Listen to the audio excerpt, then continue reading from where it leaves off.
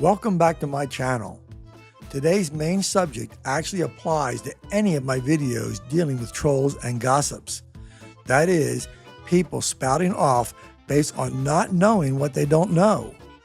Not that such people care, since it would get in the way of their desire to hurt others or to get attention for themselves. I'm reacting to a woman named Pearl who runs the Pearly Things channel. I agree with much of what she says, but I find she sometimes seems to go too far, or, even if she is right, doesn't provide the backup needed.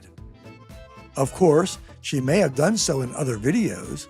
After all, I say lots of things in videos that I don't back up every time because I have done so previously. First, Pearl is talking about how courts typically assign primary or even sole child custody to the mother far more than to fathers in a divorce. Men are punished for being traditional in this country. It's basically the person that spends the most time with the child. Well, if a man wants to protect and provide for his family, who does that punish? The guy for doing the right thing. By traditional, Pearl is referring to the basic issue of providing for and protecting the family. Even feminists usually say that is the role a man has. Pearl's point is by doing his proper roles, a father spends less time with the kids than the mother, and thus loses out in court decisions. I did some research and found claims that say the laws are set to not give the mother an advantage, but the actual results seem to overwhelmingly lead to the mother getting custody. I've seen it as high as 80%.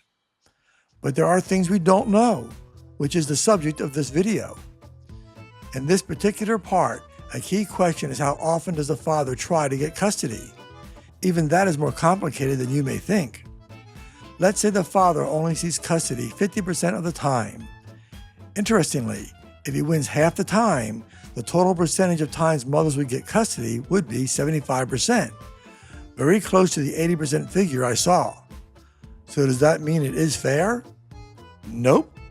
After all, it doesn't mean that only 50% of fathers want custody, because a lot of men are fully aware that they will probably lose anyway.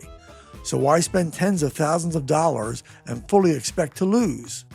We need to recognize what we don't know, which, in this case, is what percentage of men would want custody in a fair system. Moving on, we see the typical reason for the court actions. But the children spend more time with the mothers. Sometimes men are not as involved. Right, it's because they're at work, though. This really is the same thing as the first clip, and it's a real problem. Sure, mothers, especially in the first couple of years, are arguably more important, but not so much later on, even as soon as 3 years old based on my initial research. Some sources essentially dodge the question by saying both parents are important. Of course they are, but that dodges the real issue of custody. We need to know the research of how different situations generally work out long term, and then, of course, look at specific situations which justify going against any trends the research shows. Other sources say that studies show that kids who are raised by their fathers do better than those raised by their mothers. However, many of these sources go out of their way to minimize the studies. They may make a generic statement like, the research doesn't mean that fathers always do better. Nothing in relationships is always. As I just said, you start by looking at what research generally says works best, and then follow that with individual cases that may justify exceptions. From what I've seen, it generally looks like studies support the father being, on average, the better choice for having custody, at least after the first 2 or 3 years of age, and I suspect even more so the older the children are. Which brings me to this. What's in the best interest of the child? When you look at single father homes, they fare very similar to two-parent households. When you look at single mother homes, they become criminals. I didn't know that. Yep. They become criminals, drug dealers, school shooters. Every really problem that you can look at in society comes from single mother homes.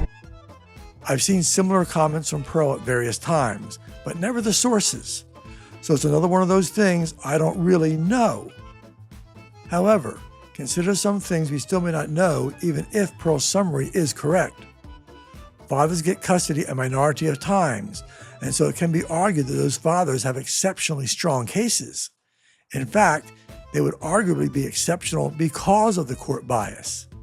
Consider, if the bias in the courts means only 20% of men get custody, what the logical result would be. it would mean that instead of fathers getting custody 50% of the time, fathers would win less than half of that.